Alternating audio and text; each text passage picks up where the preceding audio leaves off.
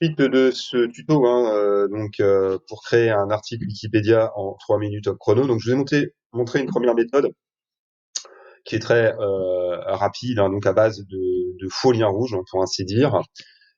Sachant qu'il y a des articles déjà en fait où il y a des liens rouges, c'est-à-dire que la personne crée un article, se dit qu'un jour ou l'autre, mettons si c'est une personne, un lieu, cette page sera créée. Donc on peut très bien aussi, par exemple, au fil de la lecture, tomber sur des liens rouges, cliquer dessus et créer l'article. Hein. C'est tout à fait possible. C'est pas interdit de mettre des liens rouges dans les articles. Mais il faut pas en abuser. Faut vraiment se dire qu'un jour cette page sera créée. Donc il y en a de moins en moins évidemment au fil du temps, hein, parce qu'évidemment la plupart des articles, voilà, maintenant ont été rédigés, hein, à part nouveautés. Bon, voilà.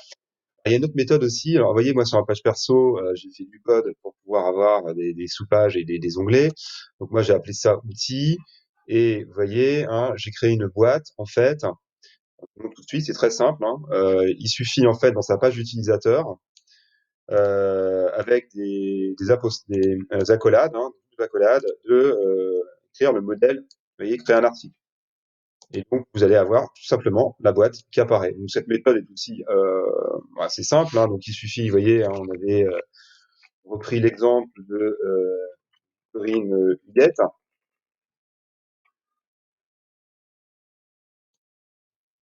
Et là aussi, hein, on tombe sur créer l'article. Bon, vous voyez la méthode. Hein, elle est aussi tout à fait valable.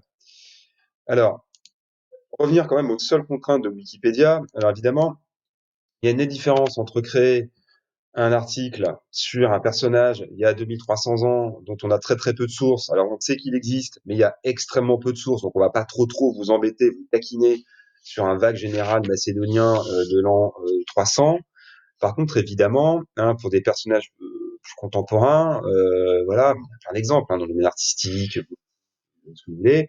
Là, évidemment, il y a des critères d'admissibilité beaucoup plus complexes, sachant qu'il faut voilà différentes sources. Il faut pas simplement des sources primaires. Hein. Mettons, je sais pas, on peut pas créer la page d'un colonel de l'armée de Côte d'Ivoire, même s'il existe et qu'il est important.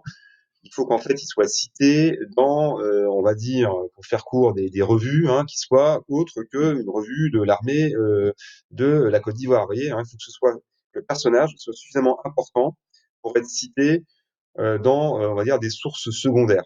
Alors, évidemment, moi, étant spécialiste d'histoire antique, j'ai jamais eu de souci d'admissibilité. C'est-à-dire qu'on sait qu'il existe, il y a même très très peu de sources, mais voilà, je n'ai pas besoin de croiser les sources, voire même parfois je mets aucune mention bibliographique. Personne va me taquiner hein, pour un personnage d'il y a 2500 ans.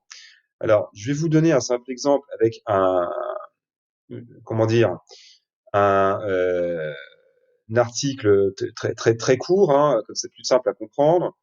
Voilà, allez, je vais prendre une dame, hein, pas de raison. Voilà, une infirmière, vous voyez, Alexandre le Grand, vous voyez, vague personnage.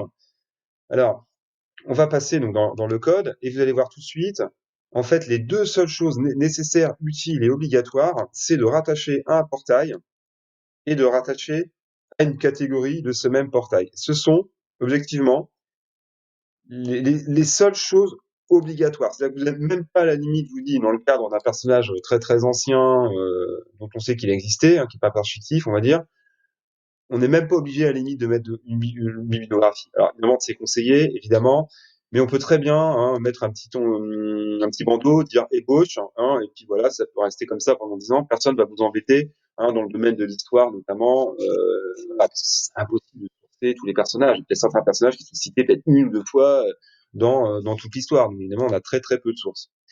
Donc, vous voyez, là, je vais vous expliquer un petit peu après le topo, mais voilà, chaque article de Wikipédia est rattaché à un ou plusieurs portails. Alors, pas 10, hein, mais alors, ouais, ça peut être Grèce antique, ça peut être histoire romaine, archéologie, enfin, généralement, allez, 2, 3, 4, 5 portails, grand max, et aussi plusieurs catégories. Alors, je vais expliquer tout de suite après dans la troisième vidéo.